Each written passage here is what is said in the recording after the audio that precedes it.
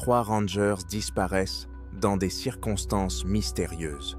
Tout d'abord, Erik Larsen a disparu dans la neige, ne laissant derrière lui que des empreintes de pas parfaites qui s'enfonçaient dans le néant. Puis, Erik Peterson a signalé avoir vu des silhouettes silencieuses avant de disparaître à son tour, laissant derrière lui des dizaines d'empreintes inconnues qui ne menaient nulle part. Enfin, Sarah Newton a disparu avec sa Jeep de service, les phares allumés et le moteur en marche, comme si elle n'avait jamais été là. Ces cas sont séparés par des années et des centaines de kilomètres, mais ils ont un point commun. Ils sont inexplicables, et à chaque fois, les radios sont laissées sur place, allumées, sans signal. Que se passe-t-il dans les parcs nationaux américains et pourquoi les Rangers sont-ils les premiers à disparaître?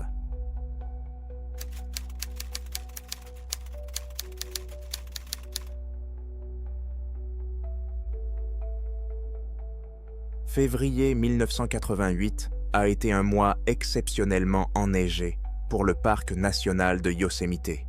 Au début du mois, un puissant cyclone a balayé la Sierra Nevada, déversant de lourdes chutes de neige sur les cols montagneux. L'épaisseur de la neige fraîche dépassait 1,5 mètre à certains endroits. Pour la plupart des touristes, la saison était terminée, mais les patrouilles dans les zones de haute altitude se poursuivaient. La région de Badger Pass est l'un de ces endroits, déserte, difficile d'accès, mais obligatoire à inspecter après une chute de neige, en raison du risque d'avalanche et de sentiers bloqués. Ce jour-là, la patrouille était dirigée par Erik William Larsen, un garde forestier de 35 ans ayant 8 ans d'expérience. Ses collègues le respectaient pour sa fiabilité et son calme. Il faisait partie de ceux qui suivaient toujours le protocole à la lettre. Grand et mince, ayant l'habitude de porter 2 paires de chaussettes même en été, il considérait son travail comme une mission personnelle. La base de Wavon a reçu son dernier appel à 11h14. Il signalait qu'il avait atteint la bifurcation au point d'observation, que la neige lui arrivait aux genoux, qu'aucune avalanche n'avait été repérée et qu'il continuait sur sa route. Il a dit cela comme d'habitude, clairement, sans s'agiter, et n'est plus revenu à l'antenne. Lorsque l'officier de service a tenté de le contacter à 13h, il n'y a pas eu de réponse. Dans un premier temps, ils ont pensé qu'il était simplement entré dans une zone où la radio ne pouvait pas l'atteindre. À 15h, l'inquiétude a commencé à grandir. La couverture était bonne dans la zone où Larsen se trouvait et il rompait rarement son programme de communication. À 16h30, la direction a décidé de lancer une recherche urgente au sol.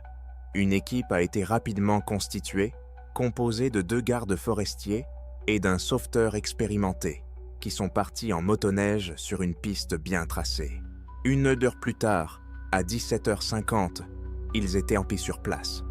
À l'orée d'une clairière, à côté d'une piste enneigée, l'un des gardes forestiers a remarqué une radio noire posée directement sur la neige.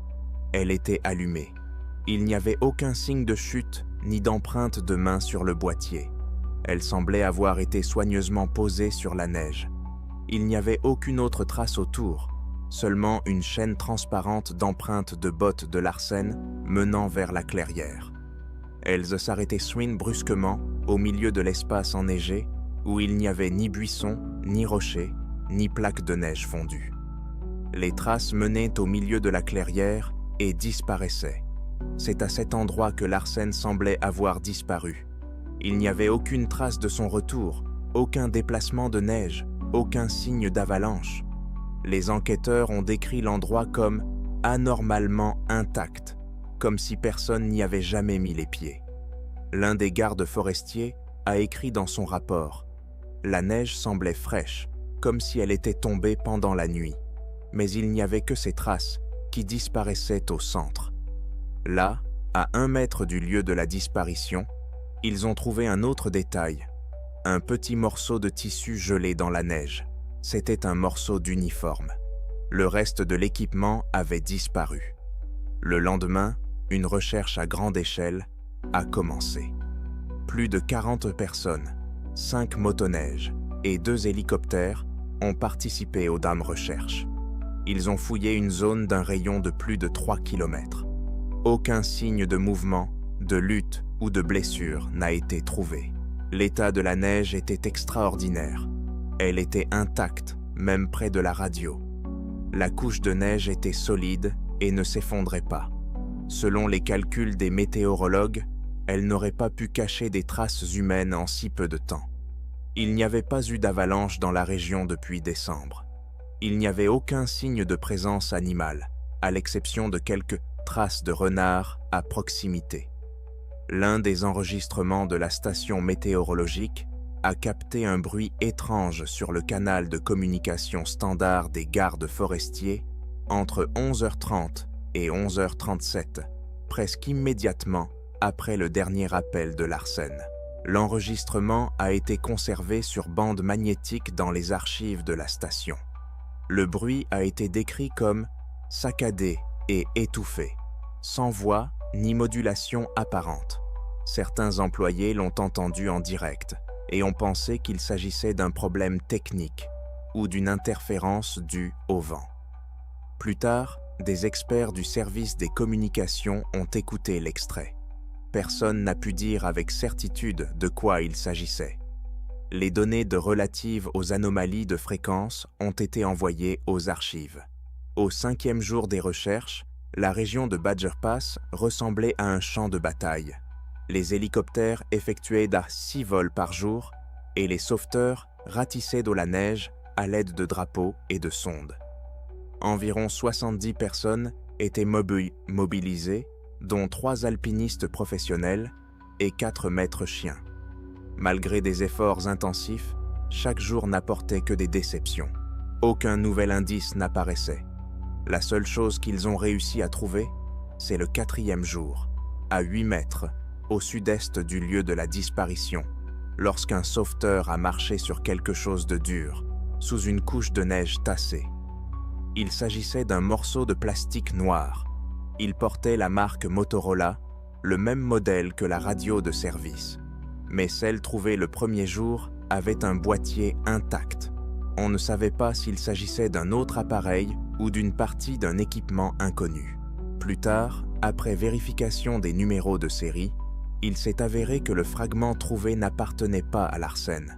Au fil des jours, les enquêteurs avaient de moins en moins d'explications rationnelles. Diverses théories ont été avancées, allant d'une désorientation soudaine et d'une chute dans un ravin caché par une crevasse à une attaque animale. Mais aucune d'entre elles n'expliquait l'essentiel. Pourquoi les traces s'arrêtaient-elles au milieu d'une zone dégagée? Pourquoi n'y avait-il aucun point d'entrée ou de sortie à proximité? Et où se trouvait le corps? Même les participants les plus sceptiques à l'opération ont commencé à admettre qu'il était arrivé quelque chose qui dépassait la logique habituelle à Eric. Une attention particulière a été accordée à un récit fait par Phil Taylor, employé du parc, le 7e jour des recherches. Il s'est souvenu d'un cas similaire survenu en janvier 1976, également dans la région de Badger Pass. À l'époque, un skieur de Sacramento qui était parti en solo avait disparu. Ses skis avaient été retrouvés enfoncés dans la neige au début de la descente, mais il n'y avait aucune trace de lui au-delà de ce point. Son corps n'a jamais été retrouvé. L'incident a été classé comme accident. Taylor a admis qu'il ne s'en était souvenu qu'après avoir vu les traces de Larsen disparaître si brusquement, comme coupées par un couteau. Le 9e jour, les recherches ont été interrompues. La raison officielle était la détérioration des conditions météorologiques et le danger d'avalanche dans la direction sud. La température a commencé à baisser fortement et les prévisions annonçaient déjà moins 20 degrés pour la nuit. L'opération est passée en phase de surveillance. Les parents d'Eric ont été informés qu'il y avait encore une chance qu'il ait pu atteindre un abri ou un refuge temporaire. Cependant, il était déjà présumé mort de manière non officielle. Sa mère, Karen Larson, a refusé de quitter Yosemite et a continué à fouiller la zone par ses propres moyens jusqu'à ce qu'elle soit victime d'hypothermie 2 semaines plus tard et soit hospitalisée. Au printemps, lorsque la neige a commencé à fondre, une deuxième recherche au sol a été menée. Des géomètres et des maîtres chiens ont réexaminé la zone où le garde forestier avait disparu. Cette fois, ils s'intéressaient à l'endroit où les traces s'arrêtaient.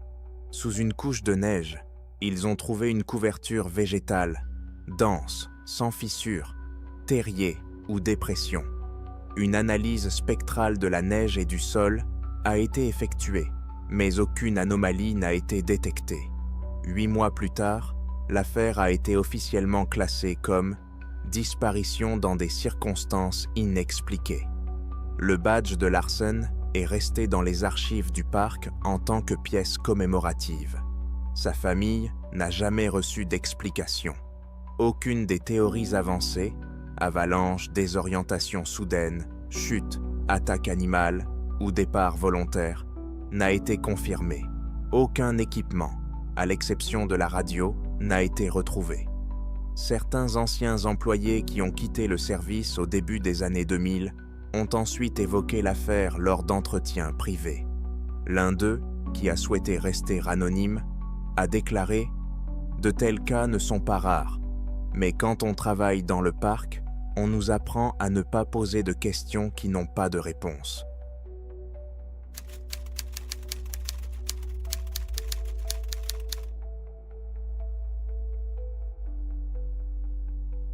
Le matin du 9 juillet 1997 a commencé comme des dizaines d'autres au siège du service des parcs nationaux à Bar Harbor. Le temps était clair, avec une légère brise côtière, et le briefing habituel pour les gardes forestiers partant en patrouille. Parmi eux se trouvait Eric Stephen Peterson, 34 ans, l'un des employés les plus expérimentés du parc, qui connaissait les sentiers de côtière d'Acadia comme sa poche. C'était un homme peu loquace, calme et réservé, mais ses collègues le respectaient pour cela. Peterson n'était pas enclin à l'exagération, à la panique ou à la fantaisie. Tout ce qu'il rapportait était toujours vrai.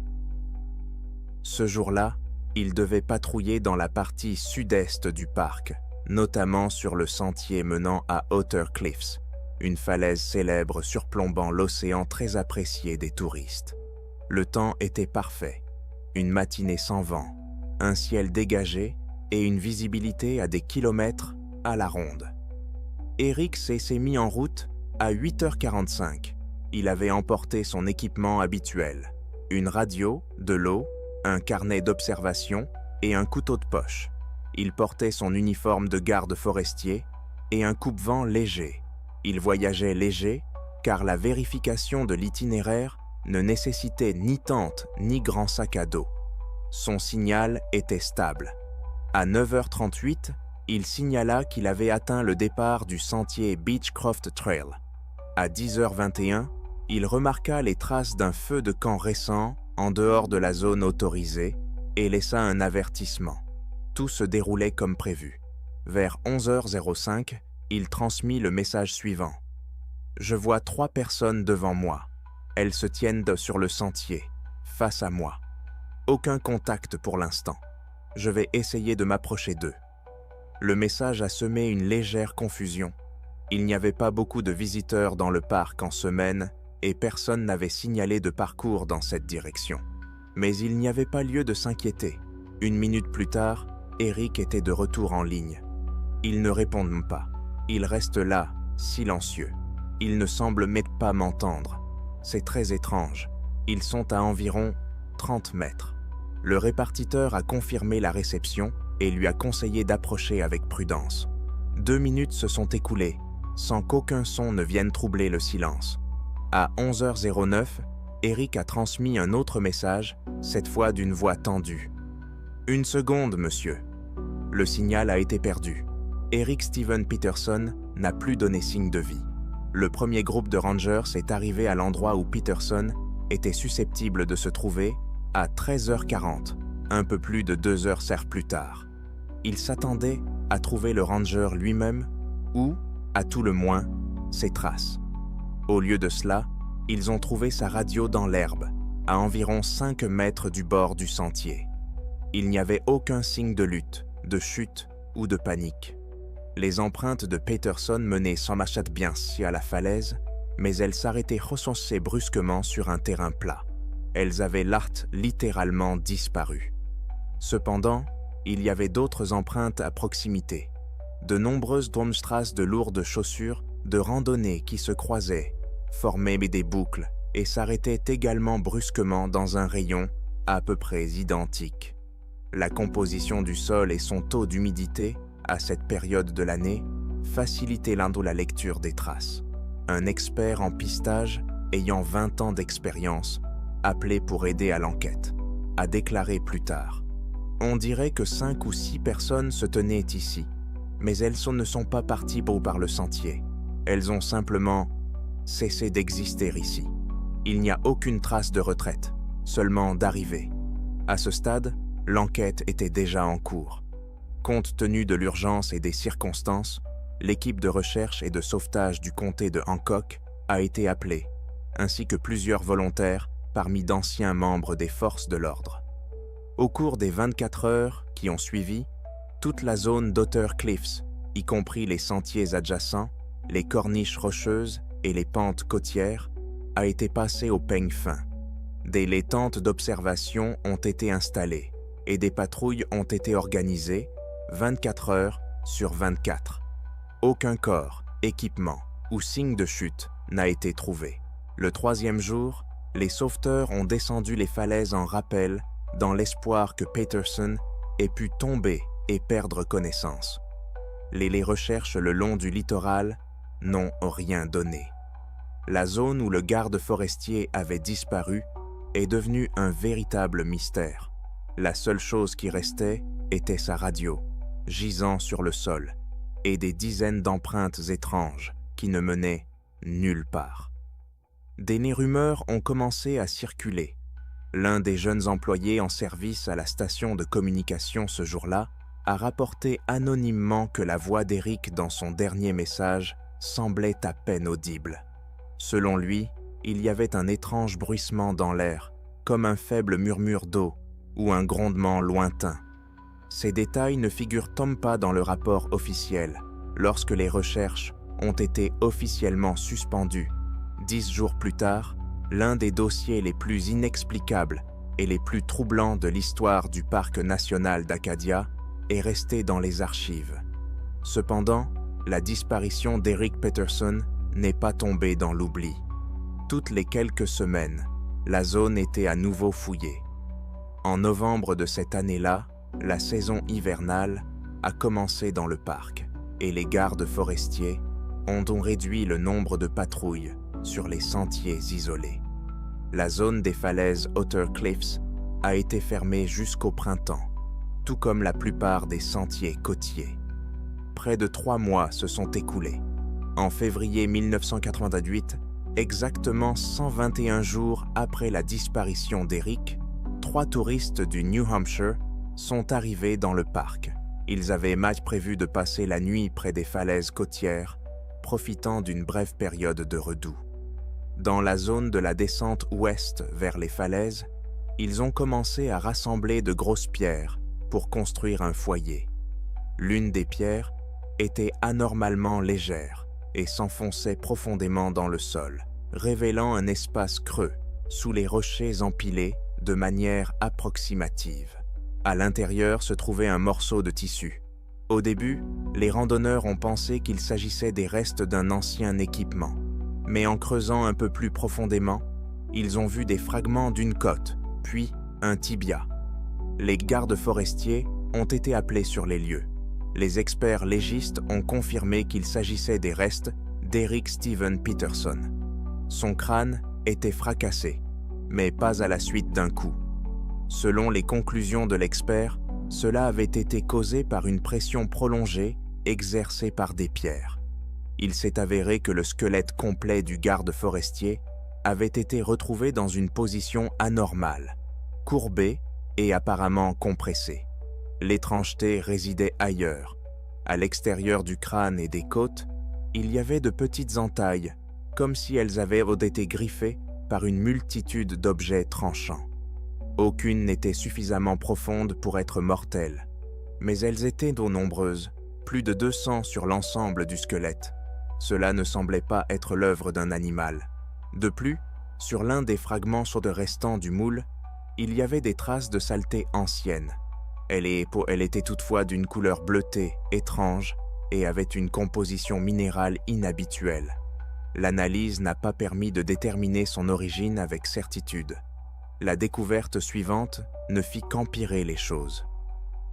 À 22 mètres de l'endroit où les os avaient été trouvés, sous les racines d'un vieil arbre tombé, une autre anomalie fut découverte. Une zone piétinée avec des centaines d'empreintes de chaussures qui se croisaient, menant de nulle part vers nulle part. Des tests en laboratoire révélèrent plus tard que certaines des empreintes correspondaient effectivement à la forme et à la taille de bottes militaires des années 1960. Les autres étaient limite plus modernes, mais sans motif clair. Aucun mouvement de groupe n'a été signalé sur les sentiers à proximité le jour de la disparition d'Eric. De plus, selon les archives de juillet 1987, seuls 2 touristes s'étaient officiellement enregistrés pour passer la nuit dans la zone sud, et tous 2 avaient choisi de séjourner de l'autre côté du parc. Les caméras à l'entrée n'ont enregistré aucun groupe important. D'où venaient donc ces dizaines de paires d'empreintes? Des rumeurs ont commencé à circuler parmi les gardes forestiers. Selon des informations non confirmées, un officier supérieur, qui a souhaité rester anonyme, a affirmé que de telles silhouettes observatrices étaient déjà apparues dans la région auparavant. Toutefois, elles n'ont pas été mentionnées dans les rapports, mais seulement transmises oralement d'une équipe à l'autre. L'essentiel des récits était toujours le même. Des personnes se tenaient près du sentier, silencieuses, immobiles, souvent de dos ou de profil. Elles ne réagissaient pas et ne bougeaient pas, comme si elles n'étaient pas vivantes. L'un de ces récits a été consigné dès 1982. À l'époque, il avait toutefois été écarté comme étant le fruit de l'imagination d'un nouveau venu. Selon les données officielles, le FBI n'a pas participé à l'enquête. Cependant, une copie confidentielle du rapport a été trouvée dans les archives de la sécurité du parc, inaccessible à la base de données interne. Par la suite, plusieurs itinéraires dans la région d'Otter Cliffs ont commencé à être patrouillés par 2 employés à la fois, et le nombre de patrouilles solitaires a été considérablement réduit. Le cas de la disparition et de la mort d'Eric Peterson est toujours officiellement classé comme un « accident aux circonstances inconnues ». Malgré la découverte de ses restes, sa famille n'a pas reçu d'explication complète. La question principale reste sans réponse. Qui étaient les personnes qu'Eric a vues sur le sentier? Et pourquoi les traces ne menaient-elles nulle part? Les informations relatives à cette affaire sont régulièrement supprimées des actualités locales. Certains détails n'ont été révélés que grâce à des chercheurs indépendants. Mais la version officielle reste la même. Le garde forestier est mort dans un accident. Au printemps 1998, une nouvelle équipe de patrouilleurs est arrivée au parc national d'Acadia. L'itinéraire traversant Otter Cliffs a été rétabli, mais sous une forme modifiée. La section où le corps d'Eric a été retrouvé a été exclue des sentiers principaux. Les nouveaux employés n'avaient pas l'interdiction formelle de s'y rendre. Cependant, lors des briefings, ils avaient pour consigne de ne pas s'attarder dans la zone de la falaise et de signaler toute anomalie. Plusieurs jeunes gardes forestiers ont été surpris par le détail des instructions relatives à l'utilisation de la radio, notamment les règles à suivre si personne ne répondait à l'autre bout, mais que la réception était normale. Dans ce contexte de prudence, des informations internes ont commencé à fuiter. L'un des employés temporaires qui ne travaillait dans le parc que depuis quelques mois, a écrit plus tard dans un blog privé qu'alors qu'il patrouillait à Otter Cliffs, il était tombé sur un groupe de touristes qui se tenaient dos à la falaise. Il les avait salués, mais n'avait reçu aucune réponse. Les personnes ne bougeaient ni pas. En s'approchant, il a ressenti un froid étrange, même si c'était en juillet. Selon son récit, il a alors reculé, gravi une colline et regardé en arrière, mais le site était vide. Il n'y avait personne. Ces récits n'ont jamais été officiellement consignés, mais ces histoires ont continué à circuler parmi les employés. Beaucoup se souvenaient d'un incident survenu en 1983, lorsqu'un groupe scolaire en excursion à la falaise avait soudainement découvert un homme debout au bord du précipice qui ne répondait pas et avait soudainement disparu. L'incident n'avait pas non plus été signalé à l'époque. C'est peut-être pour cela que la mort d'Eric Steven Peterson a fait tant de bruit. Elle était trop réelle pour être ignorée.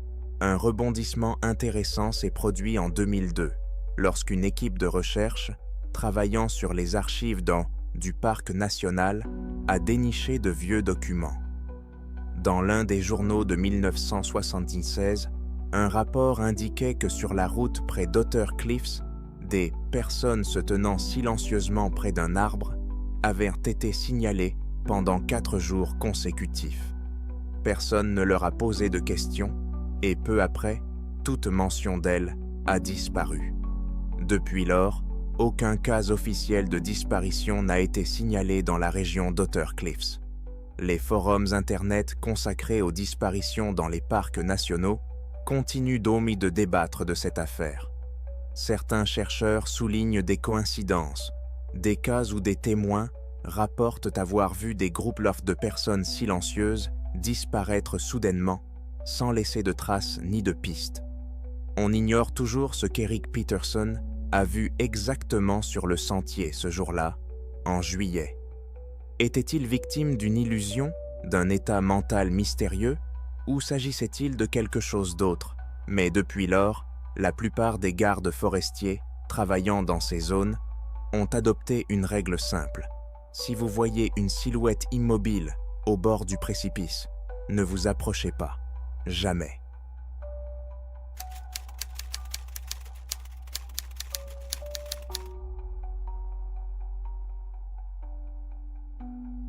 Sarah Elizabeth Newton, une employée du service des parcs nationaux, âgée de 30 ans, était considérée comme l'une des gardes forestières les plus fiables et les plus disciplinées, affectées à la partie est du parc national des Great Smoky Mountains. Originaire de Knoxville, dans le Tennessee, elle travaillait dans le parc depuis 6 ans, patrouillant dans des zones reculées le long de routes forestières en gravier, vérifiant les sentiers, observant la faune et signalant les risques d'incendie. Elle était connue pour ne jamais déroger à son emploi du temps, ne jamais ignorer sa radio et ne jamais abandonner son équipement sans raison. C'est ce qui rendit sa disparition en octobre 1994 si inquiétante. Le samedi 9 octobre, Sarah est partie en patrouille solo le long de l'Indian Gap Road. Cette vieille route de campagne traverse une zone densément boisée entre Newfound Gap et Cherokee Orchard. Elle conduisait une Jeep Ford Bronco verte avec des plaques d'immatriculation du département et du matériel à l'intérieur. Le contact radio a été maintenu jusqu'à 15 heures. Elle s'est manifestée à 2 reprises, signalant que tout allait bien. Le dernier message est arrivé à 15h14. Sarah a mentionné qu'elle avait pris une route secondaire pour vérifier un ancien parking près d'un ruisseau. Comme elle ne s'était pas manifestée à 16h30, le centre de dispatching n'a pas donné l'alerte dans un premier temps, car il y avait déjà eu des retards dus à une mauvaise réception du signal par le passé. Mais à 18h, Sarah n'était toujours pas revenue à la base et ne répondait pas aux appels répétés. Son collègue de service, Douglas Lane, a alors commencé ses propres recherches le long de l'itinéraire de patrouille présumé. Vers 19h, il a trouvé la Jeep de service sur une route forestière sans nom dans une zone connue localement sous le nom de Colville Ridge. Une route étroite et sinueuse avec une végétation dense et des pentes raides des deux côtés. La voiture était garée dans un virage, les phares allumés et le moteur en marche. La portière du conducteur était entr'ouverte. Ni Sarah ni aucun signe de sa présence n'était visible. Il n'y avait aucun signe d'accident, de lutte, ni de traces de pneus d'autres véhicules ou d'empreintes de pas, à l'exception de celles laissées par les pneus du SUV. À l'intérieur, le registre de service était ouvert et la radio était à sa place et fonctionnait. Les chaussures, les documents, la casquette et la veste de Sarah se trouvaient tous dans la voiture. Le coffre était fermé et contenait une trousse de premiers secours, une réserve d'eau et un jeu de cordes de remorquage. Un appel au service du parc a déclenché le déploiement d'une équipe de recherche dans les 40 minutes qui ont suivi. La première vague de gardes forestiers est arrivée sur les lieux à 19h40 avec des lampes torches et des chiens. Étrangement, les chiens ont refusé de suivre la trace depuis la voiture. Ils ont reniflé le siège et le sol près des portes, mais n'ont détecté aucune odeur. Cette nuit-là, une légère brise soufflait, sans précipitation, et la température était d'environ 10 degrés. Les recherches dans les environs n'ont rien donné. Sarah semblait s'être volatilisée, elle n'avait même pas laissé d'empreinte. Le lendemain matin, des moyens aériens et des volontaires se sont joints à l'opération.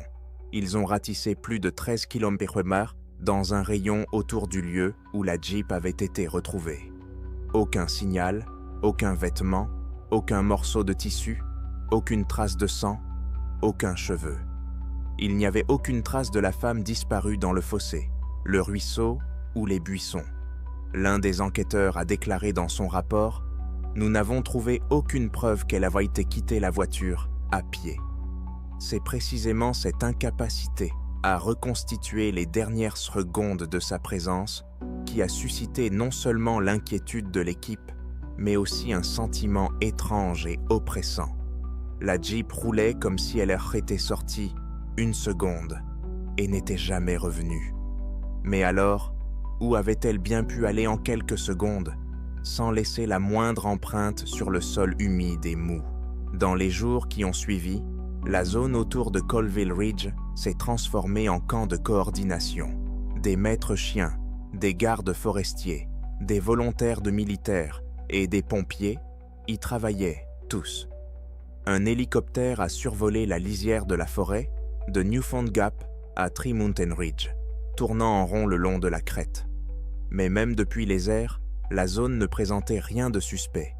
Aucun arbre cassé, aucune trace d'incendie, aucune tache de couleur vive provenant de vêtements. Sarah avait disparu à quelques dizaines de pas de la voiture, qui était en marche et allumée au milieu de la route, où même à midi, un animal rare n'aurait osé s'approcher. Son frère, Jeremy Newton, un ancien marine, est arrivé dans la soirée et s'est immédiatement joint aux recherches. Il affirmait bien connaître les habitudes de Sarah et ne croyait pas à un accident. Il a suivi les ruisseaux et descendu dans les basses terres, a grimpé le long de la falaise, partout où il était possible de glisser ou de se cacher, même par accident. Il a été le premier à remarquer deux détails étranges qui ne figuraient pas dans le rapport officiel. Tout d'abord, à environ 60 mètres de la voiture, il trouva une zone où l'herbe était profondément enfoncée, comme si quelqu'un avait traîné un objet long et lourd, tel un sac à dos ou un corps, sur le sol. Mais cette zone commençait et se terminait dans les bois, sans laisser de traces évidentes. Des photos furent prises, mais elles ne furent donc pas incluses dans le dossier. Deuxièmement, il a remarqué que l'une des bouteilles d'eau en plastique trouvées dans la voiture avait été coupée sur le côté, comme avec un couteau. Aucune empreinte digitale n'a été trouvée dessus. Au 11e jour des recherches, la zone a été bouclée. La version officielle, implication criminelle possible ou menace pour la sécurité. Dans une correspondance non officielle, L'un des enquêteurs a écrit « La zone est comme un piège. Tout ramène à la voiture, mais rien ne s'en éloigne. » 3 semaines après sa disparition, à 5 km au sud, un groupe de chasseurs locaux a découvert une trace étrange. Dans la terre humide près d'un lit de ruisseau asséché, il y avait une seule empreinte distincte, celle d'une botte de femme, de la même taille que celle que portait Sarah. Le problème était que la botte était tournée vers le bas, vers le ruisseau, et qu'il n'y avait aucune autre empreinte ni trace de dérapage à proximité. C'était comme si elle s'était tenue au bord et avait disparu sans faire un pas. Après cela, l'enquête n'avait plus aucune hypothèse valable. Le corps, les vêtements, l'arme, tout avait disparu. Pas d'attaque animale, pas d'accident, pas de départ volontaire. Tout était resté en place, sauf la personne. 1 an plus tard, en novembre 1995, l'un des gardes forestiers chevronnés, William Crawford, qui avait pris sa retraite, accorda une interview anonyme à un animateur de radio local.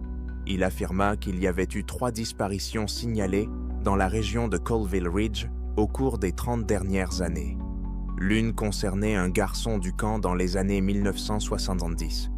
La deuxième concernait un pêcheur au début des années 1980. Aucun d'entre eux n'avait jamais été retrouvé. Il a également déclaré qu'en 1991, 5 ratons laveurs morts avaient donc été retrouvés à 2 miles à l'est de cette zone, dans un rayon de 50 pieds, sans blessures apparentes. Il avait été conclu à l'époque qu'ils avaient donc été empoisonnés, mais l'analyse vétérinaire n'avait révélé aucune trace de toxine. Leurs poumons étaient comme s'ils s'étaient affaissés, comme après une décompression soudaine. Personne n'a directement lié cet épisode aux disparitions, mais il a été mentionné dans les rapports officiels. Sarah n'a jamais été retrouvée. Ni son corps, ni ses effets personnels, ni ses os, ni ses vêtements n'ont réapparu 1 an plus tard, ni 10 ans plus tard. Son dossier reste ouvert à ce jour et dans les archives officielles des gardes forestiers du parc national des Great Smoky Mountains, une note distincte figure dans son dossier. Aucune explication physique à sa disparition. À ce jour, les nouvelles recrues qui partent en patrouille dans la région ont pour consigne de rester en contact radio toutes les 15 minutes, ne pas arrêter la voiture sans raison, et toujours partir en patrouille à 2. Sarah Newton n'est pas seulement une employée disparue. Son cas est la ligne à ne pas franchir, même pour les gardes forestiers expérimentés, qui cessent alors de tirer des conclusions logiques. Si vous avez trouvé cela intéressant, n'hésitez pas à liker, à vous abonner à la chaîne et à cliquer sur l'icône en forme de cloche. Cela nous aidera à continuer à publier des vidéos comme celle-ci. Écrivez dans les commentaires quelle histoire vous trouvez la plus mystérieuse et ce que vous pensez qu'il se passe dans ces endroits.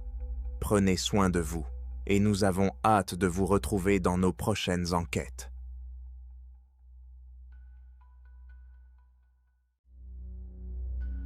Dans les coins les plus sauvages de l'Amérique, où les glaciers, les canyons et les forêts denses gardent leurs secrets, même ceux qui connaissent en ces terres, comme leurs poches, disparaissent. Brendan Jackson, garde forestier des montagnes Adirondack, a disparu dans le silence de Duck Hole, ne laissant derrière lui qu'une tente vide et des questions sans réponse. Benjamin Drake s'était volatilisé près du glacier Swift Current à Glacier, ne laissant derrière lui qu'une casquette sur un rocher inaccessible. Paul Harris a fait un pas derrière un rocher dans le canyon de Zion et a disparu sans laisser de traces. Ces rangers, gardiens de la nature sauvage, sont devenus l'un de ses plus grands mystères. Que cachent ces lieux? Et pourquoi même des pisteurs expérimentés disparaissent tant-ils comme si la nature elle-même les avait effacés?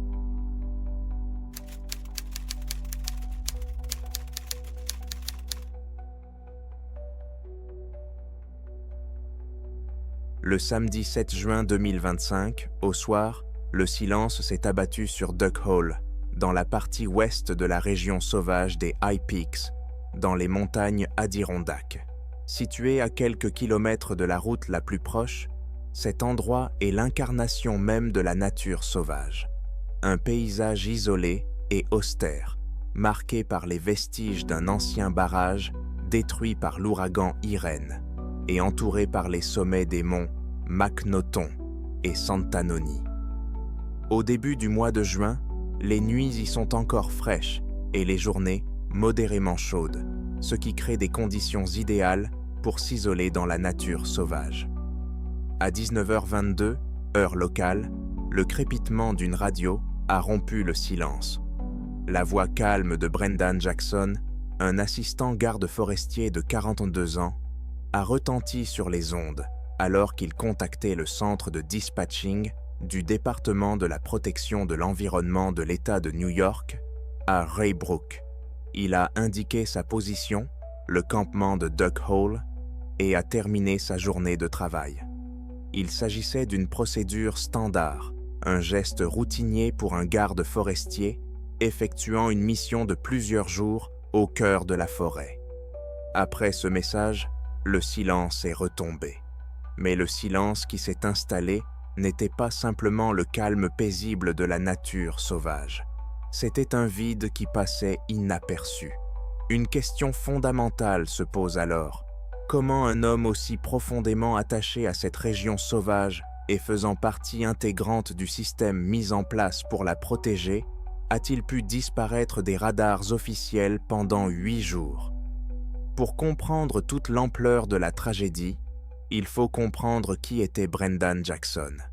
Il n'était pas seulement un garde forestier, c'était un historien, un guide et un gardien de la nature sauvage à l'ère numérique, dont la perte a touché de nombreuses communautés. Brendan Joseph Jackson est né à Albany et a obtenu son diplôme de la Central High School de Bethlehem. Son parcours universitaire reflétait son double intérêt pour la technologie et la nature. Il a obtenu un diplôme en génie mécanique au Rochester Institute of Technology, puis une licence en sylviculture au Paul Smith's College et une maîtrise en gestion des ressources forestières au College of Environmental Science and Forestry de l'Université SUNY. C'est au Paul Smith's College que sa passion pour la nature s'est vraiment épanouie. Il est devenu le leader du club de randonnée, organisant des randonnées et des expéditions qui ont forgé son caractère et approfondi sa connaissance de la nature sauvage des Adirondacks.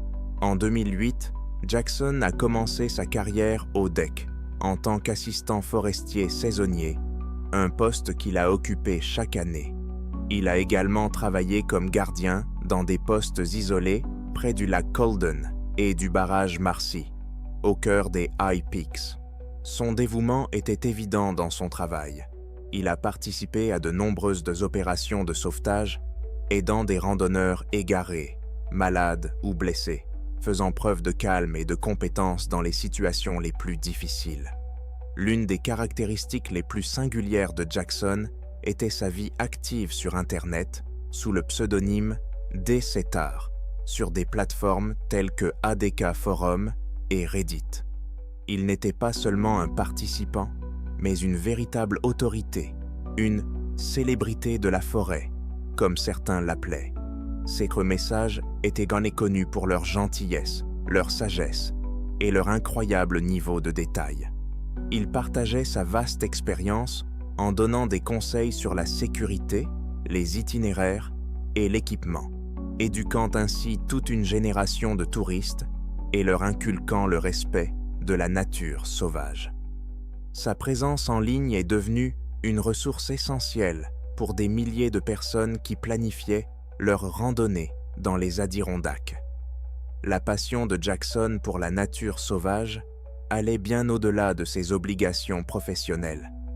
Il s'était fixé comme objectif personnel de passer la nuit dans chacun des 392 abris publics de l'État de New York et avait réussi à accomplir environ 75% de cette tâche.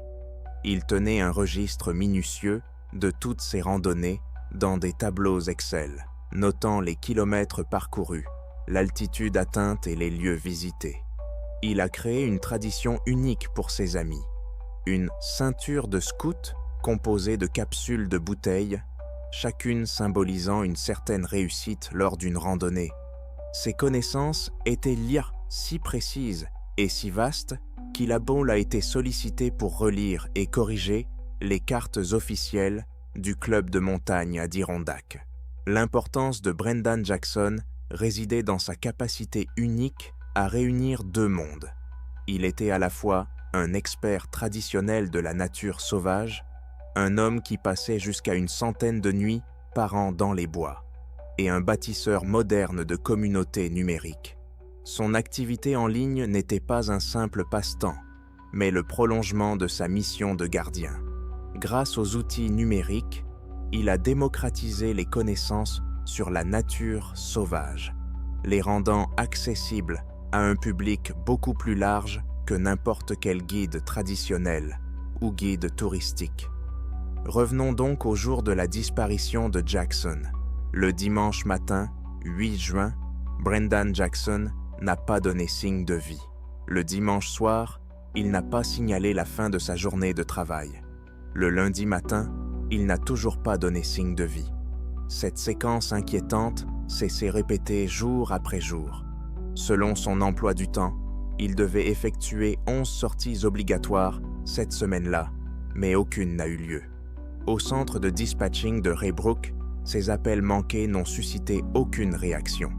Alors que le système officiel restait silencieux, le réseau d'amis proches de Jackson a commencé à s'inquiéter.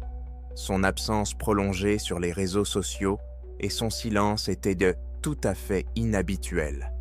Le samedi soir 14 juin, exactement une semaine après son dernier message, son ami Danielle Carr a décidé d'agir. Elle a commencé par envoyer des messages privés à 3 autres rangers pour savoir s'ils avaient eu des nouvelles de Brendan. N'obtenant pas de réponse immédiate, elle a appelé directement le centre d'appel de Raybrook à 22h23 et a demandé si Jackson avait été en contact. La réponse du répartiteur a été déterminante. Il y a eu un silence, puis elle a été mise en attente, avant d'apprendre qu'il ne connaissait pas son statut et qu'il transmettrait quand puis ces informations à son supérieur. C'était la confirmation choquante que le système avait complètement échoué. À 23h03, l'un des rangers à qui elle avait décrit l'a rappelé et a confirmé ses pires craintes. Le dernier contact avec Jackson remontait au 7 juin. L'opération de recherche n'a pas été lancée grâce à un protocole de sécurité efficace, mais grâce à l'insistance et à l'inquiétude d'un ami. Les recherches ont commencé avec une semaine de retard, et leur issue tragique a été aggravée par les conséquences de ce retard, qui ont laissé des cicatrices indélébiles dans le cœur de la famille, des amis et des collègues de Jackson. Tôt le matin du dimanche 15 juin, jour de la fête des pères, 2 gardes forestiers ont été envoyés à Duck Hole pour retrouver leurs collègues disparus. Vers 10h, les gardes forestiers ont découvert la tente de Jackson dans l'un des campings de Duck Hole. À l'intérieur, ils ont trouvé son corps. Le retard de 8 jours, compte tenu de la chaleur qui régnait en juin dans l'Adirondack, a eu des conséquences catastrophiques et irréversibles qui ont largement dépassé le simple décès. Tout d'abord, le corps de Jackson a été retrouvé en état de décomposition avancée. Cela a rendu impossible la réalisation d'une autopsie complète afin de déterminer la cause exacte du décès, laissant sa famille dans une douloureuse incertitude. Deuxièmement, en raison de l'état des restes, la famille n'a pas pu organiser des funérailles avec cercueil ouvert. Cette tradition culturelle et émotionnelle qui permet aux proches de voir le visage du défunt une dernière fois leur a été refusée, ce qui a aggravé leur chagrin. Troisièmement, les rangers qui ont découvert et évacué le corps de leur ami et collègue ont été confrontés à une scène profondément traumatisante.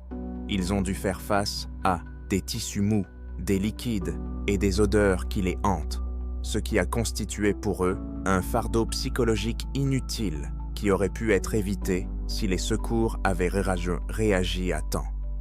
Ce cas illustre clairement comment une défaillance du système peut avoir un effet en cascade. La défaillance initiale, à savoir l'absence de réaction à l'appel manqué, a directement entraîné une série de traumatismes aggravants. Elle a privé la famille de réponses sur les causes du décès, les a privés d'un adieu traditionnel et a causé un grave traumatisme psychologique à leurs collègues secouristes. Il ne s'agit donc pas simplement d'une histoire d'appel manqué. C'est une démonstration frappante de la façon dont une seule omission administrative évitable peut provoquer une réaction en chaîne, entraînant de nombreuses souffrances humaines à long terme. Le préjudice ne réside pas seulement dans la mort elle-même, mais aussi dans les circonstances de sa découverte. Les médecins n'ont pas pu déterminer la cause du décès, la famille n'a pas pu lui faire ses adieux, et les gardes forestiers qui l'ont retrouvé ont subi un traumatisme psychologique profond.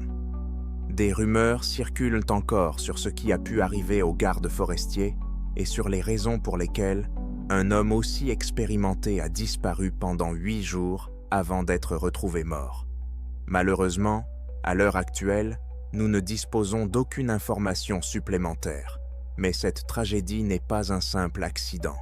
Elle a mis en évidence les problèmes chroniques auxquels est confronté le service des gardes forestiers. Manque de personnel, conflits liés aux heures supplémentaires, équipements obsolètes et absence de soutien pour ceux qui sont constamment confrontés à des blessures et à la mort.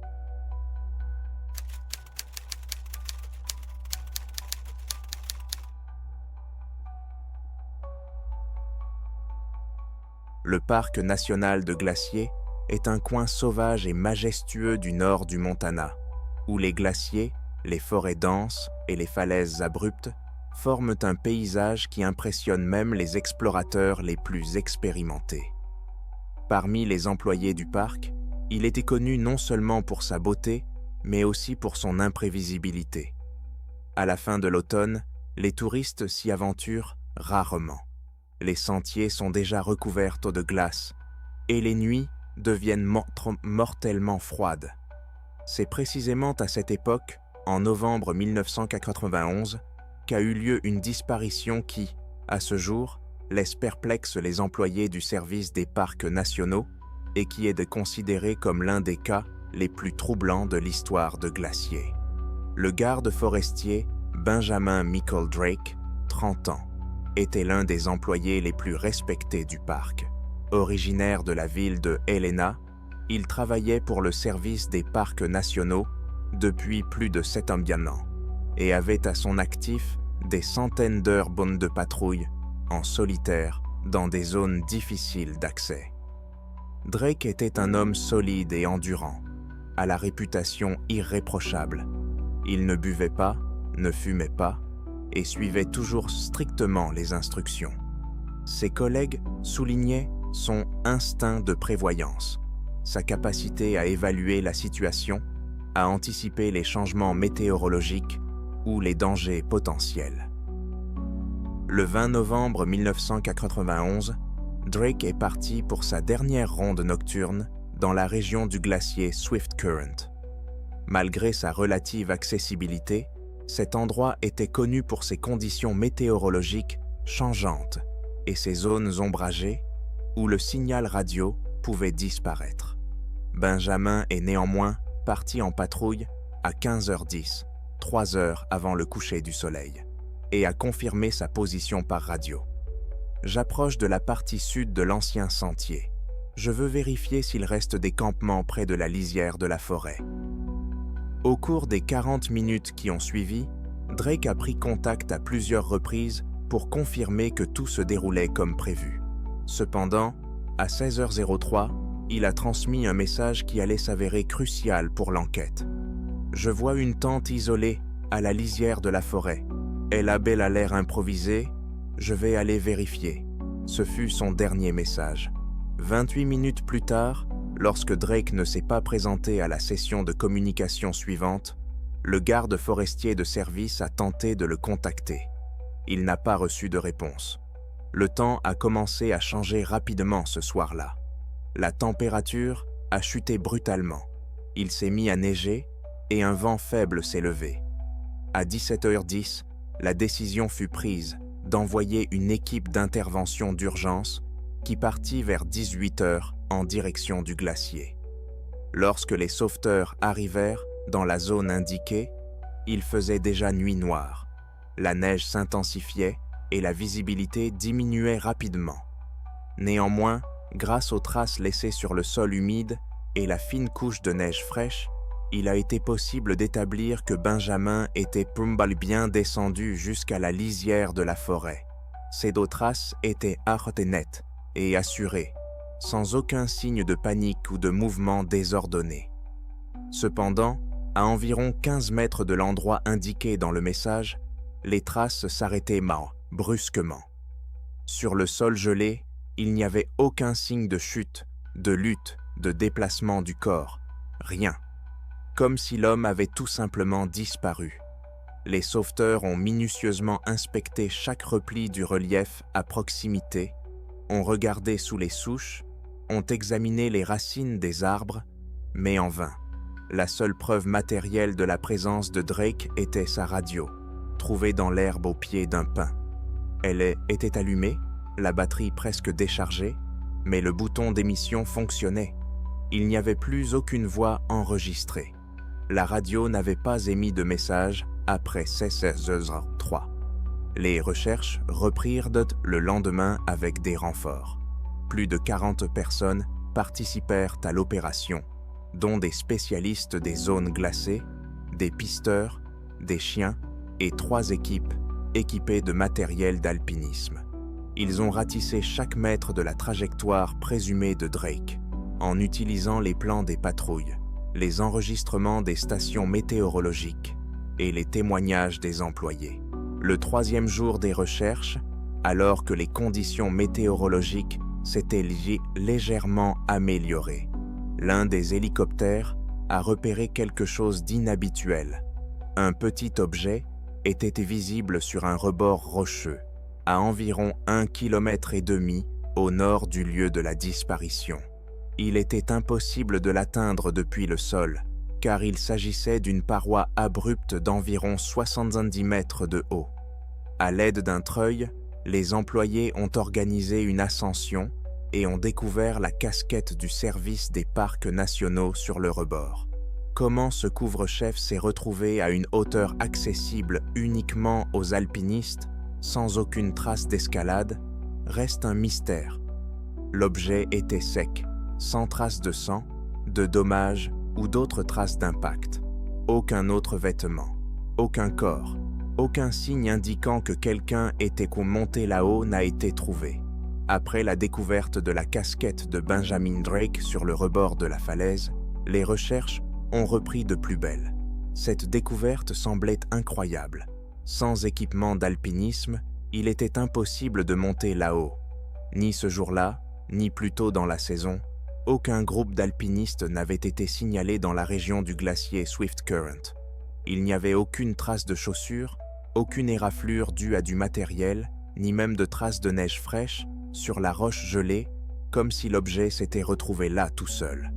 L'un des enquêteurs présents lors de la remontée a déclaré plus tard dans son rapport « On a l'impression que la casquette a été posée là, comme si elle était tombée verticalement d'une grande hauteur, ou avait été soigneusement placée par quelqu'un, mais pas par un être humain. » Les recherches se sont poursuivies pendant près de 3 semaines.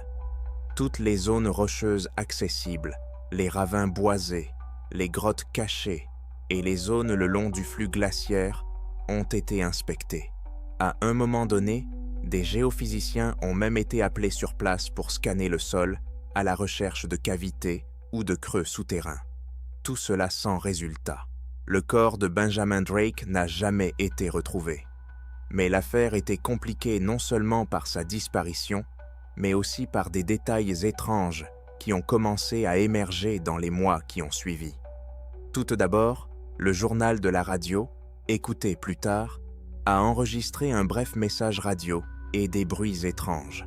Ce fragment durait moins de 2 secondes et était enregistré avec de fortes interférences. Les experts ont confirmé que la fréquence correspondait à celle de la radio de patrouille de Drake.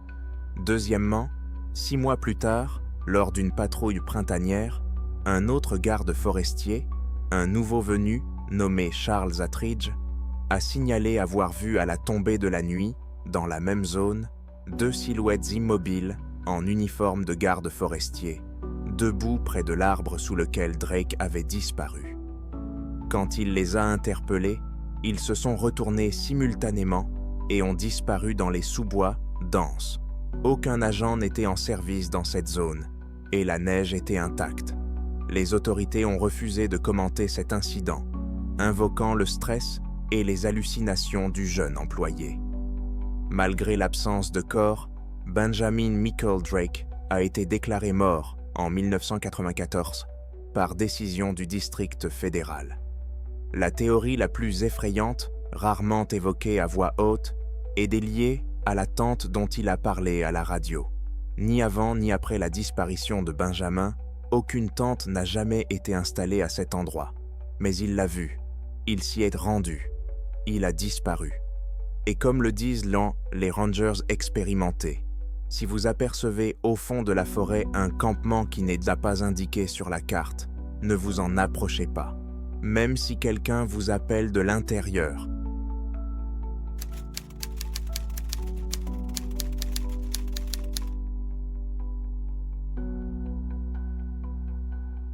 Le parc national de Zion est l'un des endroits les plus pittoresques du sud-ouest des États-Unis. C'est ses gorges étroites, ses parois abruptes et les eaux cristallines de la Virgin River attirent chaque année des milliers de touristes. Parmi eux, certains connaissent ces lieux, autrement que par les brochures touristiques. Pour eux, chaque recoin du canyon est leur terrain de travail. L'un d'entre eux est le garde forestier Paul Richard Harris. En 1990, il travaillait depuis plus de 10 ans dans les services de protection des parcs nationaux et connaissait le canyon des Narrows mieux que quiconque. Paul était un homme robuste, trapu, au visage éternellement buriné par le vent, à la barbe courte et à la voix calme. Les touristes se souviennent de lui comme d'un professionnel aimable et sûr de lui. Il patrouillait les canyons avec une régularité enviable, connaissait bien les variations saisonnières du niveau de l'eau, les mouvements des masses rocheuses et les particularités du comportement des animaux. Au printemps 1990, Paul vivait dans la petite ville de Springdale, non loin du parc, et était considéré comme l'un des rangers les plus expérimentés de Zion. Il avait accompagné à plusieurs reprises des groupes de touristes dans des conditions difficiles, participé à des opérations de sauvetage et formé des débutants au travail dans les canyons. Le 18 mai 1990, conformément à son planning, Paul Harris est parti pour une inspection de routine de la partie sud du Canyon Narrows, une zone particulièrement difficile d'accès où le cours étroit de la rivière s'écoule entre des parois rocheuses, presque verticales. Il connaissait cet itinéraire comme sa poche. Il connaissait chaque rocher, chaque crevasse, où l'eau pouvait s'accumuler après les crues de printanière. Vers midi, un groupe de touristes de l'Idaho, qui descendaient dans le sentier à gué, ont aperçu Paul près d'un gros rocher. Selon eux, il se tenait dans l'eau peu profonde, notait quelque chose dans son carnet, puis leur a fait un signe de tête, les a salués et s'est dirigé vers le rocher, disparaissant de leur champ de vision. C'était un comportement habituel pour un garde forestier en service. Mais lorsqu'ils sont revenus au même endroit, 1 minute plus tard, pour demander leur chemin vers le ruisseau latéral, ils ont découvert que Paul n'était plus là. La situation leur a immédiatement semblé étrange. Le rocher se trouvait au fond du canyon. L'eau était peu profonde et le courant modéré. Tout autour, il n'y avait que des pierres teulales lisses du sable humide et presque aucun abri. Il n'y avait aucune trace de son passage, pas de remous, pas de voix, aucun signe que quelqu'un ait bien grimpé sur les rochers ou plongé dans l'eau. L'un des touristes dira plus tard, c'était comme s'il avait fait un pas derrière le rocher et avait tout simplement disparu. Nous avons même fait le tour de la roche, pensant qu'il s'était peut-être accroupi ou avait cherché son sac à dos, mais il n'était pas là. Les touristes ont signalé cette situation étrange au poste de patrouille le plus proche, vers 14h45. 2 heures plus tard, une équipe de recherche composée d'employés du parc, de bénévoles et d'agents du bureau du shérif local était déjà sur place. Les recherches se sont poursuivies pendant toute la nuit, à la lumière des lampes torches, et le lendemain matin, des chiens pisteurs et plusieurs catamarans ont été mobilisés. Mais rien n'a été retrouvé. Il n'y avait ni sac à dos, ni carte, ni vêtements, ni même de traces de pas, pourtant généralement bien visibles sur le sable humide. Aucune caméra installée à l'entrée et à la sortie du site n'a enregistré la réapparition de Harris. L'eau était parfaitement claire, et même les plongeurs qui ont inspecté la zone près du rocher n'ont rien trouvé de suspect. La température de l'eau ce jour-là était d'environ 5 degrés Celsius, suffisamment froide pour provoquer un choc, mais pas assez pour que le corps disparaisse sans laisser de traces. 3 jours plus tard, les 2 directions de la rivière ont été inspectées, en amont, vers la source, et en aval, vers les parties plus larges de Narrows. Il semblait impossible de remonter les pentes sans équipement d'alpinisme que Paul n'avait pas avec lui.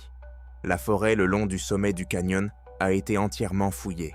La thèse de l'accident ne tenait pas la route. Pas de sang, pas de traces de chute, pas d'égratignures sur les rochers. Le 4e jour, tous les campements ont été inspectés. Des campements officiels au lieu de campements improvisés. Le résultat était le même. Aucune preuve, aucune trace. Les effets personnels de Paul étaient restés chez lui. Son appareil photo, ses papiers, ses clés de voiture, son sac à dos de rechange. Il n'avait pas l'intention de partir. Rien n'indiquait qu'il voulait mettre fin à ses jours ou disparaître intentionnellement. Au contraire, quelques jours auparavant, il avait commandé du nouveau matériel et discuté avec ses collègues de ses projets pour la saison estivale. Le 6e jour, les recherches ont été officiellement élargies. L'aviation civile a été mobilisée et les photos aériennes, y compris les photos satellites, ont été examinées. Toutes les gorges latérales, les crevasses peu visibles et les zones à végétation dense ont été fouillées. Rien. Ce n'était pas une simple disparition, c'était une disparition dans des conditions impossibles. C'est ainsi que s'est exprimé l'un des employés les plus anciens du parc, le capitaine Michael Robertson, qui travaille à Zion depuis les années 1970. Même s'il était parti, il n'avait pas le temps de s'enfuir. Même s'il avait plongé, où? Même s'il avait escaladé la paroi, comment? Rien ne colle. En mai 1991, 1 an après leur disparition, l'affaire a été classée comme « disparition sans trace dans des circonstances inconnues ». À la compréhension de la nature sauvage et de la vulnérabilité humaine. Brendan Jackson, Benjamin Drake et Paul Harris n'étaient pas des novices, mais des maîtres dans leur domaine, des hommes qui avaient consacré leur vie à la protection et à l'étude des paysages les plus rudes d'Amérique. Leur disparition a mis en évidence non seulement la fragilité des systèmes censés les soutenir, mais aussi quelque chose de plus inquiétant, une force inexplicable cachée dans les profondeurs des forêts, des canyons et des glaciers. S'agissait-il d'accidents tragiques, de défaillances du système, ou de quelque chose qui dépasse notre compréhension? Dans les commentaires, sur les forums, de l'ADK Forum à Reddit, les utilisateurs continuent de discuter de ces cas, avançant des théories allant des ours et des éboulements aux forces surnaturelles ou aux tentes mystérieuses qui mènent nulle part. Une chose est sûre, ces histoires ne nous laissent pas indifférents. Elles nous rappellent que même à l'ère de la technologie et des cartes, la nature sauvage a encore des secrets à nous révéler. Et peut-être vaut-il mieux que certains d'entre eux restent cachés. Qu'en pensez-vous? Partagez vos réflexions dans les commentaires. Peut-être qu'ensemble, nous nous rapprocherons de la vérité.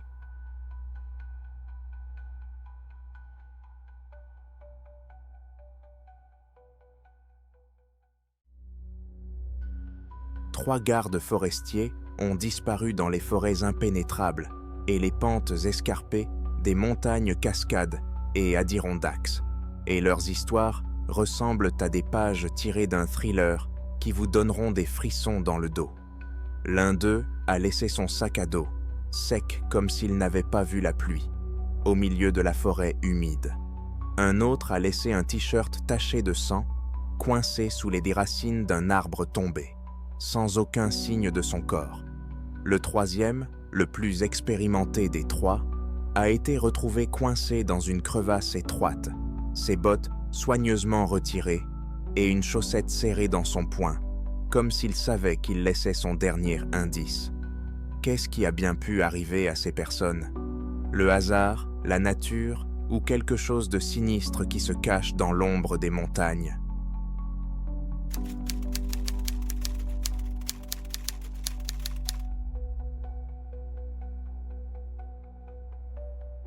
Le 9 mai 1984, dans un parc national situé dans la partie nord des montagnes Cascades, dans l'État de Washington. C'était une journée humide. Une pluie fine et agaçante tombait depuis le matin, se transformant par endroits en une averse soutenue.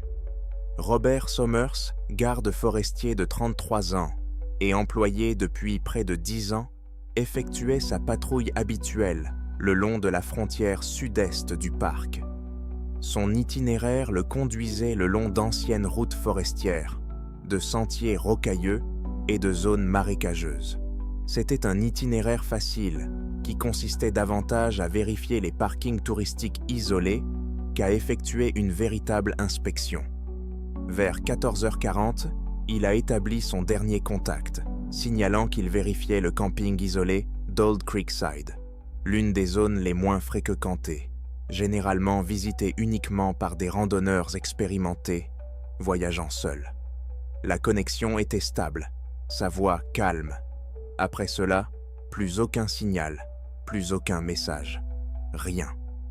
Comme il ne se présentait pas au poste de commandement dans la soirée, les agents de service ont conclu que son retard était dû au mauvais temps ou à une panne de radio.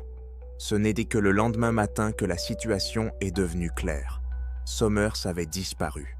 À partir de ce moment, l'une des opérations de recherche les plus troublantes de l'histoire du parc a commencé, dont les détails restent inexpliqués à ce jour. Le matin du 10 mai, la première équipe de recherche est arrivée dans le parc. Elle comprenait des collègues de Robert, des agents de sécurité et des sauveteurs bénévoles. Le temps était épouvantable. La forêt était saturée d'humidité, les sentiers boueux et la visibilité réduite. Néanmoins, à la fin de la première journée, ils ont réussi à trouver quelques indices.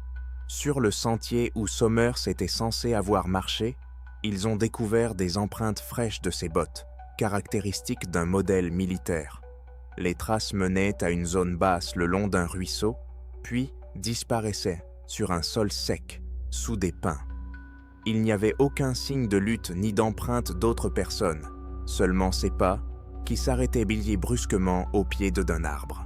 6 jours plus tard, le 15 mai, un volontaire a trouvé le sac à dos de Somers. C'est alors que les choses ont commencé à devenir étranges. Le sac à dos était debout, appuyé contre un arbre mince et moussu, à quelques kilomètres de l'endroit où ses traces avaient été vues pour la dernière fois. Le sol autour était humide et boueux, mais le sac à dos lui-même était sec. Même la poussière sur les fermetures n'avait pas été emportée par la pluie. C'était déroutant. Il avait plu pendant 6 jours. La seule explication était qu'il avait été mis à l'abri, mais il n'y avait ni rocher, ni grotte, ni abri à proximité. De plus, le sac à dos contenait une ration complète de nourriture, une trousse de premiers secours soigneusement pliée, une lampe de poche, un imperméable et même un sac de chaussettes sèches. Tout était en parfait état, comme si quelqu'un venait de le déposer là, et non 6 jours auparavant. Et autre chose, il n'y avait pas la moindre trace de saleté sur le sac à dos, aucun signe qu'il avait été traîné, aucune empreinte d'animal, rien. Il était simplement posé là, parfaitement droit, comme si quelqu'un l'avait déposé et était parti. Les recherches se sont poursuivies pendant plusieurs jours. Des maîtres chiens ont été appelés et la zone de recherche a été étendue à plusieurs dizaines de kilomètres carrés. Sans résultat. Pas de vêtements, pas de traces, pas de corps. Le 24 mai, 2 semaines après la disparition, un autre événement s'est produit dont les sauveteurs se souviennent encore, avec effroi. L'un des bénévoles, un forestier local nommé Jack Macaulay, explorait le versant nord à 1,5 km de l'endroit où le sac à dos avait été trouvé. Des vents violents avaient soufflé dans la région et plusieurs grands sapins avaient été renversés par la tempête. Parmi les racines déterrées, il remarqua un morceau de tissu coincé entre les racines. C'était un t-shirt, typique des gardes forestiers. Le t-shirt était sale et taché de sang, mais il n'était pas déchiré. Le tissu semblait avoir été utilisé pour essuyer des mains. Le sang était étalé comme s'il provenait des paumes et non d'éclaboussures ou de coupures. Il n'y avait aucun autre objet, aucun signe d'un corps, aucun animal. Juste un arbre déraciné et, sous les racines, son t-shirt, comme si quelqu'un l'avait caché là. Ou comme s'il était tombé de là-haut, ce qui était tout aussi étrange, car l'arbre avait été abattu récemment. Le chien qui participait aux recherches refusa soudainement d'aller plus loin. Il grogna, se plaqua au sol et fit demi-tour en poussant un jappement. Ce fut la seule fois pendant toute la recherche qu'un animal de service eut une réaction de panique. Après avoir trouvé le t-shirt taché de sang sous les racines de l'arbre déraciné, les recherches s'intensifièrent. La zone fut passée au peigne fin, dans l'espoir que le corps se trouve à proximité. Mais ni les chiens, ni les drones, ni les hommes ne trouvèrent quoi que ce soit. Pas de vêtements, pas de restes, pas de traces de lutte, pas d'odeur humaine. L'incident avec le chien n'a pas été consigné dans les rapports officiels. Il n'était mentionné que dans les notes privées d'un des gardes forestiers, Ben Thaler. Après avoir trouvé le t-shirt, le comportement du chien a radicalement changé. Avant cela, il suivait la piste avec assurance, mais à l'endroit où le tissu a été trouvé, il a grogné, puis s'est couché et a refusé de bouger. Nous avons dû le traîner pour l'éloigner. Le lendemain, l'animal a refusé de sortir de la voiture. Ce n'était pas un incident isolé. Tout au long des recherches, plusieurs chiens se sont comportés de manière étrange. Ils s'égaraient, se figeaient et hurlaient. Officiellement, ces réactions ont été expliquées par la fatigue, mais les membres du groupe ont dit autre chose. Il y avait quelque chose qui clochait dans cette forêt. Le t-shirt a été envoyé au laboratoire du département de police du comté de Franklin. Les analyses de sanguine ont confirmé qu'il s'agissait du groupe A+, correspondant à celui de Robert. Le tissu présentait également des traces de saleté, de pollen de pin et de petites fibres de bois, indiquant que le t-shirt avait été placé là après la chute de l'arbre, et non avant. Cela a écarté la théorie selon laquelle Somers était mort sous l'arbre, qui était tombé plus tard. Les experts ont également noté la nature des taches. Le sang était étalé, comme s'il avait été essuyé. Il y avait des traces de frottement importantes au niveau des aisselles et du col, comme si le t-shirt avait été porté et usé. Mais il n'y avait aucune déchirure, aucun signe direct de blessure, aucune blessure par arme blanche, aucune blessure par balle, aucun signe de traînée. C'était déroutant. Le t-shirt était taché de sang, mais il n'était pas endommagé. Il semblait que ce n'était pas son sang, ou qu'il ne le portait pas lorsqu'il a été blessé. Lors d'une réunion d'urgence entre les services du parc et la police, les principales hypothèses concernant la disparition de Robert Somers ont été examinées. La mort par hypothermie et désorientation a été écartée. Son sac à dos, contenant une ration complète, a été retrouvé dans un endroit accessible, sec et en ordre, et on ne comprenait pas pourquoi il l'aurait abandonné. Une attaque par un animal n'a pas été confirmée.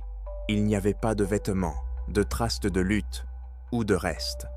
Le meurtre a été envisagé, mais il n'y avait aucune piste, aucun suspect, aucun corps, aucune arme et aucun signe de lutte ou de traînée. L'hypothèse d'un suicide caché semblait peu convaincante. Somers était en bonne santé, aimait son travail, ne souffrait d'aucun trouble mental, et pourquoi aurait-il laissé son sac à dos contenant de la nourriture et une trousse de premiers secours s'il avait l'intention de mourir? Finalement, le rapport a été enregistré comme « disparu dans des circonstances inconnues », sans conclusion ni explication.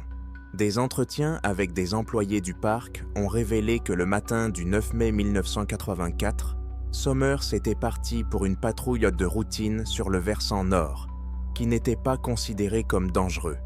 Il était parti seul, comme d'habitude, et était resté en contact jusqu'à l'heure du déjeuner. Le dernier message radio, à 13h46, disait « Je vérifie le pont de Rocher. Tout était calme. » Après cela, la communication a été coupée et il n'est pas revenu au camp de base. Le matin du 10 mai, son absence a été remarquée et les recherches ont commencé.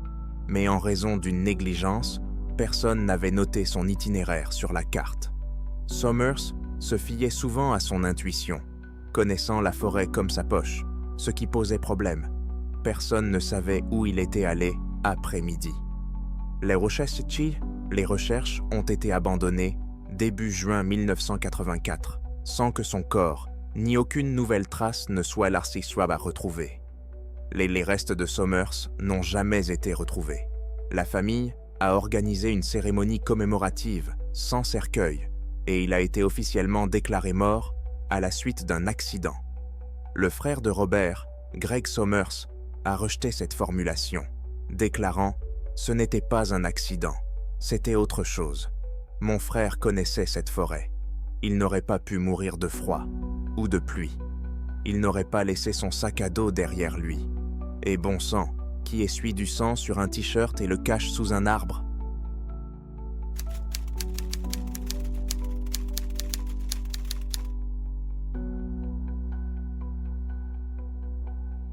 Le matin du 15 juin était calme au cœur des montagnes Adirondack, dans la région des High Peaks. Pour l'équipe de recherche composée de gardes forestiers, ce silence était inquiétant. Leur chemin les menait à Duck Hole, un endroit isolé et sauvage situé à plus de 11 km de la route la plus proche, à Upper Works. Ce n'était pas seulement un point sur une carte, mais un symbole de la nature changeante des Adirondacks. Il était une fois un magnifique lac créé par un barrage. Mais en 2011, l'ouragan Irene l'a détruit, provoquant le retrait des eaux et ne laissant derrière lui qu'une vaste prairie traversée par un ruisseau. C'est dans cet endroit prud'honicine, isolé, sur un terrain de camping, qu'une tente solitaire était dressée. En s'approchant, les gardes forestiers ont fait une découverte macabre. À l'intérieur se trouvait le corps de leur collègue, Martin Benjamin Lewis, un assistant garde forestier de 42 ans. Il était mort depuis 8 jours et son corps était en état de décomposition avancée. Un premier examen n'a révélé aucun signe de violence, de lutte ou d'attaque animale. Les conditions météorologiques les jours de sa disparition n'étaient pas extrêmes. Le mystère de sa mort était aggravé par un détail étrange. La tente était partiellement recouverte de branches et de feuilles. S'agissait-il de son dernier geste frénétique pour se réchauffer ou se cacher? Ou était-ce simplement le résultat de 8 jours passés sous la canopée de la forêt? La réponse à cette question comme à beaucoup d'autres, reste un mystère à Duck Hole. L'endroit où Martin a été retrouvé est en soi un symbole puissant et tragique. Autrefois, il abritait un poste de garde forestier du département de la protection de l'environnement, un avant-poste de la loi et de l'ordre dans cette région sauvage. Au moment de la tragédie, le poste était abandonné depuis longtemps et la région avait retrouvé son état sauvage et vierge. L'absence physique d'un poste de garde forestier à l'endroit même où l'un des siens était mort en raison d'une défaillance apparente du système de surveillance est devenue une métaphore amère. Le système qui était censé le protéger avait échoué, le laissant seul dans la nature sauvage qu'il aimait et servait. Pour comprendre toute la profondeur de cette tragédie, il faut savoir qui était Martin Benjamin Lewis. Il n'était pas seulement un employé du DEC, il incarnait l'esprit des Adirondacks. Né le dimanche de Pâques 1983, Brendan était fasciné par la nature dès son plus jeune âge et dessinait des cartes des bois derrière sa maison. Sa passion l'a conduit au Paul Smith's College, puis au College of Environmental Science and Forestry, où il a obtenu son master. Depuis 2008, il revenait chaque année pour travailler comme assistant garde forestier dans les coins les plus visités et les plus reculés du parc. Ses amis et collègues le décrivaient comme quelqu'un de calme, un leader naturel et peut-être la personne la plus cultivée de la pièce. Sa préparation était légendaire.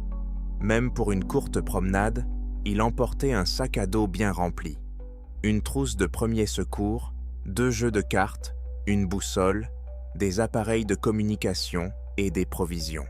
C'est cette minutie qui rend sa mort solitaire et inexplicable, encore plus paradoxale. Martin vivait à la croisée de 2 mondes. C'était un randonneur passionné qui s'était fixé pour objectif de passer la nuit dans chacun des 392 refuges officiels de l'État. Au moment de sa mort, il avait accompli environ 75% de son périple, passant jusqu'à 100 nuits par an en randonnée. Parallèlement, c'était un geek passionné de jeux vidéo. Sa collection Steam comptait environ 2000 jeux, qui tenaient des tableaux Excel méticuleux pour suivre ses randonnées. Kilomètres parcourus, dénivelés, lieux visités. Cette dualité transparaissait également dans sa vie en ligne. Sous le pseudonyme D-Setar, sur les forums consacrés aux Adirondacks, il était une voix respectée, partageant ses connaissances sur la sécurité et la conservation de la faune. Il était si connu que les randonneurs qui le rencontraient pronis sur les sentiers le reconnaissaient et avaient eu l'impression d'avoir rencontré une célébrité. Et c'est là que réside un autre paradoxe tragique. Un homme si connu et si visible pour toute la communauté des randonneurs était complètement invisible pour son propre employeur. Sa popularité au sein du réseau informel des randonneurs qui l'admiraient contraste fortement avec l'échec du système officiel qui était censé le surveiller. Alors que des centaines de personnes lisaient ses messages sur les forums, le système responsable de sa vie n'a pas remarqué son silence assourdissant pendant 8 jours. Que s'est-il passé pour Martin en cette journée tragique? Le soir du 7 juin, Martin Benjamin Lewis effectuait une patrouille de plusieurs jours dans la partie ouest des High Peaks. À 19h22, il a communiqué pour la dernière fois avec le centre de dispatching central de Raybrook. Son message était court et standard. Il avait installé son campement à Duck Hole et terminé sa mission sur le terrain. Ces mots sont essentiels pour comprendre ce qui s'est passé ensuite. Cela ne signifiait pas la fin de son service, ni qu'il rentrait chez lui. Ce statut était un protocole officiel destiné à informer le centre de dispatching qu'un employé était toujours en service dans une zone isolée. Plus important encore, ce statut signifiait que le centre de dispatching devait s'attendre à ce qu'il se présente le lendemain matin pour reprendre sa patrouille. Il ne s'agissait pas d'un simple rapport, mais du début d'un protocole de sécurité qui a été complètement ignoré dans les jours qui ont suivi. Ce qui s'est passé ensuite a fait l'objet d'une enquête lancée non pas par l'agence, mais par les amis de Martin. Le dimanche 8 juin au matin, Martin n'a pas donné signe de vie. Le dimanche soir est passé, puis le lundi matin et le lundi soir, et ainsi de suite. Selon son horaire de travail et les procédures standards, Martin Benjamin Lewis a manqué 11 communications obligatoires avant que ses amis ne donnent de l'alerte. À 11 reprises, le système conçu pour assurer sa sécurité a failli. Aucun des appels manqués n'a déclenché d'alarme. L'alerte n'a pas été donnée dans la salle de contrôle, mais parmi ses amis proches. Le samedi 14 juin, une semaine après le dernier contact, sa petite amie Danielle Carr, inquiète de son long silence, a décidé d'agir. Vers 22 heures, elle a envoyé des messages privés à 3 Rangers, des connaissances communes. À 22h23, elle a appelé directement le service de dispatching de Raybrook et a demandé si Martin avait été en contact. Après une pause et avoir été mise en attente, on lui a répondu qu'on ne savait pas et que ces informations seraient vendées transmises à son supérieur. Ce n'est qu'après cette intervention extérieure, initiée par une civile, qu'une opération de recherche officielle a été organisée. Cette défaillance n'était pas seulement due à une erreur humaine, elle a été aggravée par une régression systémique et technologique. Comme le révèle une pétition lancée par les amis de Martin, la direction des Rangers disposait auparavant d'un logiciel permettant de suivre ses employés. Cependant, celui-ci avait été abandonné il y a plusieurs années. Le plus choquant est que, selon ses amis, le nom de Martin Benjamin Lewis apparaissait souvent dans des emails internes, comme exemple illustrant pourquoi une telle technologie est essentielle pour les employés travaillant dans des zones reculées. L'agence était consciente de cette vulnérabilité et du risque associé, mais n'a pris aucune mesure. Sur cette base, personne n'a recherché le rangeur pendant 8 jours. Le silence de la nature sauvage peut être trompeur. Il cache non seulement la beauté, mais aussi la fragilité de la vie humaine, même si cette vie appartient à quelqu'un qui connaît la nature comme sa poche. La mort d'un ranger expérimenté, comme Martin Benjamin Lewis, dans sa propre tente, sans aucune trace de lutte, de coup de feu ou d'attaque animale, n'est pas une scène tirée d'un thriller policier. Il s'agit d'une tragédie silencieuse, dont la réponse ne réside pas dans une intention malveillante, mais dans la biologie humaine et, plus inquiétante encore, dans une négligence systémique. Cependant, les raisons de sa disparition et de sa découverte sans aucun signe de violence soulèvent plus de questions qu'elles n'apportent de réponses.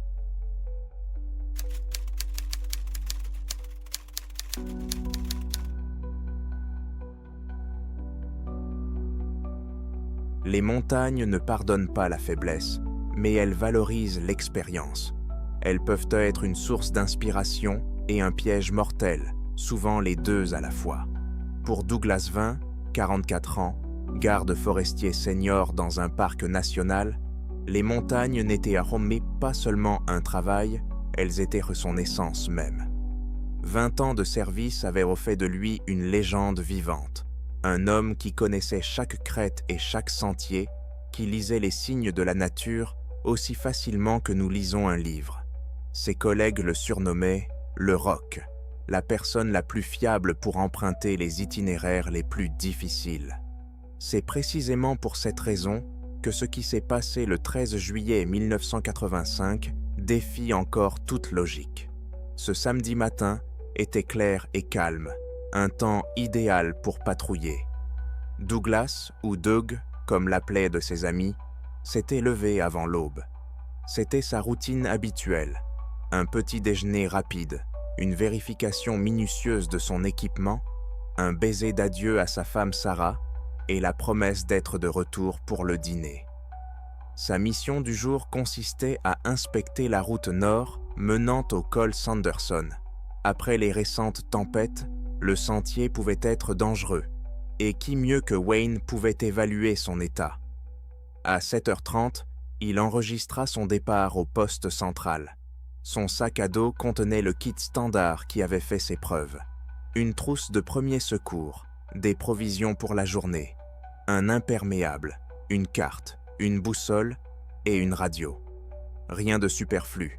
Douglas était passé maître en matière d'efficacité. À 9h17, sa voix retentit dans la radio de la centrale. Le son était clair et calme, avec seulement une légère interférence due au vent de montagne. Centrale, ici, Ranger 3. J'approche de Devil's Ledge. Le sentier est partiellement emporté ici. Il y a un glissement de terrain récent. Cela semble instable, mais praticable. Le répartiteur répondit « Bien reçu, Ranger 3. Recommandez-vous de fermer temporairement la route ?» La réponse de Douglas fut la dernière que l'on entendit jamais. « Pas encore. Je vais évaluer les dégâts et vous tiens au courant. Je vais contourner le bord. Il y a une corniche là-bas. Terminé. » La prochaine communication était prévue à midi. À midi, la radio restait silencieuse. Le répartiteur l'appelait toutes les 15 minutes. Au début, cela ne sema pas la panique. Les interférences étaient beaucoup courantes dans les montagnes. Mais lorsque Doug ne se manifesta pas à 13h, l'alarme se déclencha dans la station. Wayne était l'incarnation même de la ponctualité. Manquer une communication équivalait à une urgence pour lui. À 14h, les opérations de recherche ont été officiellement lancées. Au début, 2 gardes forestiers ont suivi son itinéraire. Le soir venu, lorsqu'il est devenu évident que la situation était grave, des dizaines de volontaires, de maîtres chiens et de sauveteurs des comtés voisins se sont joints aux recherches, mais la nature semblait s'acharner contre eux. Dans la nuit de samedi, un violent orage s'abattit sur le col et dura près de 5 heures. L'eau emporta toutes les traces possibles, transformant les recherches en un jeu de devinettes. L'espoir s'amenuisait d'heure en heure, de jour en jour.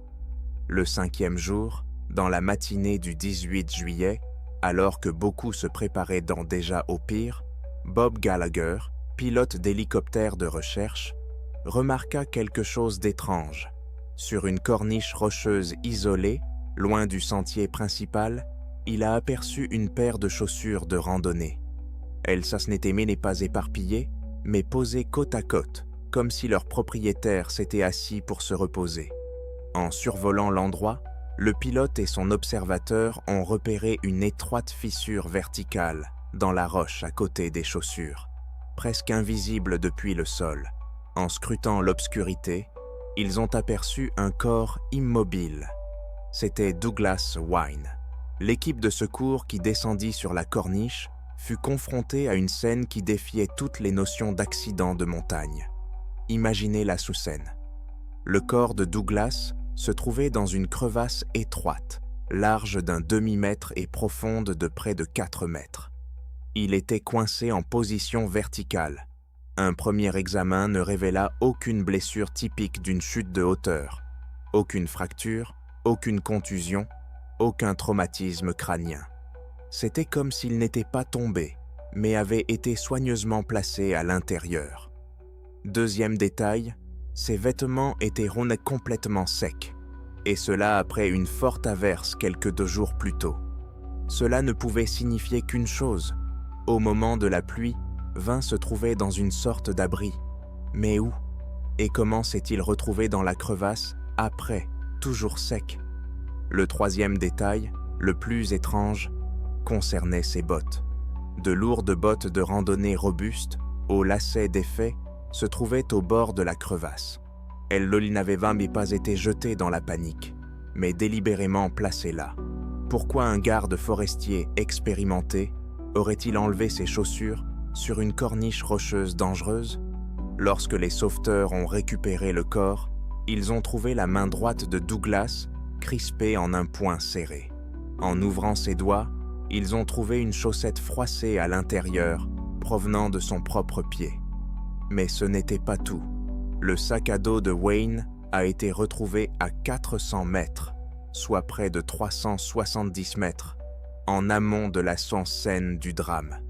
Il était simplement posé sur la mousse, comme s'il avait été soigneusement déposé là. À l'intérieur se trouvait tout son équipement, de la nourriture intacte, une gourde, une trousse de premiers secours et une radio silencieuse. Une personne en difficulté s'accroche instinctivement à son sac à dos, sa bouée de sauvetage. Pourquoi Douglas l'a-t-il laissé si loin, dans la direction opposée à la descente? L'enquête officielle est dans une impasse totale. La cause du décès a été déterminée comme étant l'hypothermie, ou exposition excessive au froid. Mais comment expliquer cela? Des vêtements secs, aucun signe de chute, des chaussures soigneusement rangées et un sac à dos à des centaines de mètres du corps. Les enquêteurs ont envisagé plusieurs théories. Un accident impliquant ce qu'on appelle le déshabillage paradoxal. Il s'agit d'un phénomène bien connu qui, dans les derniers stades de l'hypothermie, provoque une fausse sensation de chaleur qui pousse la personne à se déshabiller. Cela pourrait expliquer les bottes et les chaussettes, mais pas les vêtements secs ni la position du sac à dos. Une crise cardiaque ou un accident vasculaire cérébral soudain. Peut-être s'est-il senti mal, s'est-il assis, a-t-il enlevé ses bottes? Mais l'autopsie n'a révélé aucune anomalie cardiaque ou cérébrale. Et encore une fois, ce maudit sac à dos. Un crime?